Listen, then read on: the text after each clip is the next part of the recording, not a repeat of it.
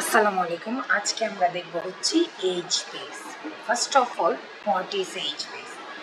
HBase is an open source distributed scalable NoSQL database that runs on top of HDFS and provides real-time read-write access to large amounts of structured data. It stores data in column-oriented format and is designed to handle billions of rows and millions of columns across many commodity machine.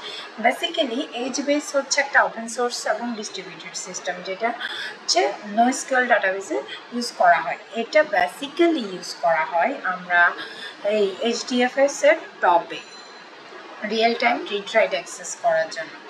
এটা কিভাবে data store করে, এটা column oriented ফরম্যাটটা follow করে, যার মাধ্যমে তারা millions of rose এবং millions of column কি করতে পারে, অ্যাক্সেস করতে পারে। এখন মূলত যদি আমি বলি HDFS এ কেন আমরা HBaseটা ইউজ করি, HDFS এ বা হাডুপে যখন আমরা কাজ করি তখন আমরা অনেক বড় বড় লার্জ বেস ফাইলগুলোকে নিয়ে আমরা কাজ করে থাকি। এই HDFS যেটা হাডুপ ডিস্ট্রিবিউটেড ফাইল সিস্টেম আমরা ব্যবহার করে থাকি, যেটা আমার প্রিভিয়াস HDFSটা আমার প্রিভিয়াস ভিডিওতে কমপ্লিট করা হয়েছে। এখন বেসিক্যালি HDFS ব্যবহার করা হয় কি জন্য, লার্জ ফাইলগুলোকে আমরা স্টোর করার জন্য ইউজ করে থাকি।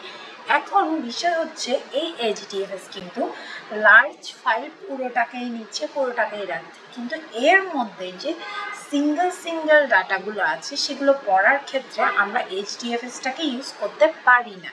সেক্ষেত্রে আমার HBaseটা কি প্রয়োজন হয়, HBaseটা প্রয়োজন হয় যখন আমরা কোনো একটা সিঙ্গেল রো সিঙ্গেল ডাটা পড়তে চাই, সেই ক্ষেত্রে আমার কি করতে হয়, HBaseটা কাজে লাগে।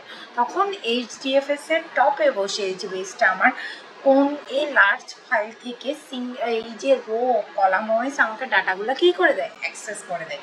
এবার আসা যাক কীভাবে HBase কাজ করে। HBase প্রথমত কি করে, টেবিলের ডাটা স্টোর করে, ডাটাগুলো রো কলাম ওয়াইজ, দেন হচ্ছে টেবিলটাকে স্প্লিট করে রিজিয়নসে। এখানে একটা বিষয় আছে, ফার্স্টে কি করে, ফার্স্ট অফ অল হচ্ছে এখানে ডাটা যখন যদি দেখে যে সে এটা অনেক বড় একটা ডাটা সাইজ, তখন সে কী করে ফেলে, এই ডাটাগুলোকে স্মল পিসেসে ভাগ করে ফেলে। স্মল পিসেসকে এখানে রিজিয়নসও বলা হয়। রিজিয়ন সার্ভার বেসিক্যালি কী করে, এই স্মল পিসেস বা স্মল রিজিয়নগুলোকে হ্যান্ডেল করে থাকে। ফাইনালি ডাটাটা কি করে, HDFS এ স্টোর হয়। এখানে যে ফাইনালি যে HDFS এ স্টোর হচ্ছে, যদিও HBase একটা ডাটাবেস, কিন্তু এখানে যে অ্যাকচুয়াল ডাটাটা মূলত স্টোর হয়ে থাকে হচ্ছে HDFS এর H ফাইলসে। এখানে যে এতগুলো কাজ হলো, যে ডাটা লার্জ একটা ডাটা আসলো, ওই ডাটাটাকে স্প্লিট করলো, ওই স্প্লিট করে বিভিন্ন রিজিয়নে ভাগ করলো, স্প্লিট করে রিজিয়নে ভাগ করলো বা স্মল পিসেসে ভাগ করলো, ওই রিজিয়নগুলোকে আবার রিজিয়ন সার্ভারে কী করলো, সাবমিট করলো। এই মূলত এই হোল কাজটাকেই করে HBase এর মাস্টারে কাজ করে।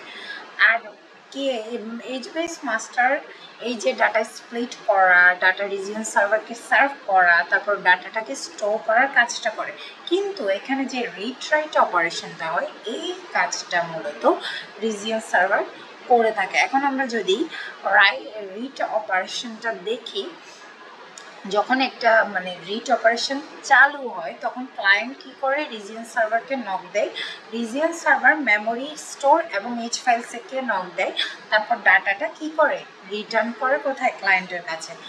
এটা খুবই ফাস্ট হয় বিকজ অফ ব্লক ক্যাশ এবং স্টোরেজ। এবার বলি যদি রাইট অপারেশনটা কীভাবে হয়, যখন আমরা রাইট অপারেশনটা করি তখন ডাটা কোথায় যায়, ফার্স্টে যায় ওয়াল লগে, দেন ডাটা স্টোরটা কী করে, মেমো স্টোর অর্থাৎ মেমোরিতে।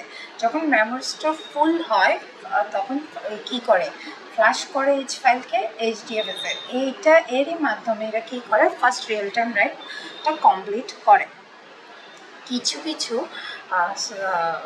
আমাদের কিছু HBase এর লিমিটেশন আছে, এখানে কিন্তু কোনো বিল্ডিং সাপোর্ট নাই যখন আমরা কমপ্লেক্স জয়েনগুলো ইউজ করি সেক্ষেত্রে। আবার হচ্ছে এখানে ম্যানুয়াল টিউনিংয়ের প্রয়োজন হয়, আর পারফরমেন্সকে মনিটর করার জন্য কি করা হয়, মনিটরিং একটা সিস্টেমের প্রয়োজন হয়। আর এর হচ্ছে এখানে হায়ার লার্নিং কার্ভ থাকে, কারণ এখানে অ্যাপিআই বেসড অ্যাক্সেস হয়। আর এটা স্মল ডাটা সেটের অ্যাপ্লিকেশনের ক্ষেত্রে এই এইচবিএসটা ইউজ সুইটেবল না। আর এর ইন্টিগ্রেশনের কমপ্লেক্সিটিটা অনেক বেশি, স্কিমা ডিজাইনটাও কমপ্লেক্স আর আমার compare to relational database management system. এর ইউজ কেস যদি আমি দেখি সেক্ষেত্রে রিয়েল টাইম অ্যানালাইটিক্স আছে, user tracking, logs, time series data, social media platform like comments, recommendation engines, data lake augmentation.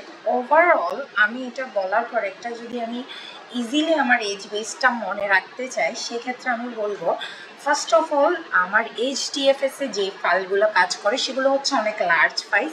এইখানের ভেতর যে সিঙ্গেল ডাটাগুলোকে রিট্রাইট করার জন্য আমরা এইচবিএসকে ইউজ করে থাকি। এখন যদি সাপোজ আমি যদি একটা এক্সাম্পল দিই, সাপোজ আমার একটা হিউজ নোটবুক আছে যেখানে নাম আছে, প্রোডাক্টস আছে, ইচেটা অনেকগুলো ডাটা আছে সাপোজ ধরে নিই। এখন আমি এই নোটবুকটাকে আমি ফার্স্টে কি করব, আমি ছোট ছোট এই সেকশনে ভাগ করব। আমি মূলত এই এক্সাম্পলটা দিচ্ছি এইচবিএসটা ইজিলি মনে রাখার জন্য। এইচবিএসটাতে ফার্স্ট আমি কি বলছি, এইচডিএফএস এর লার্জ ফাইল স্টোর করে ওই লার্জ ফাইলের ছোট ছোট আকারে বা রো কলম ওয়াইজ ছোট ছোট ডাটাগুলোকে অ্যাক্সেস করার জন্য আমরা এইচবিএস ইউজ করি। এই জন্য এইচডিএফএস এর টপে বসে এইচবিএস কী করে কাজ করে।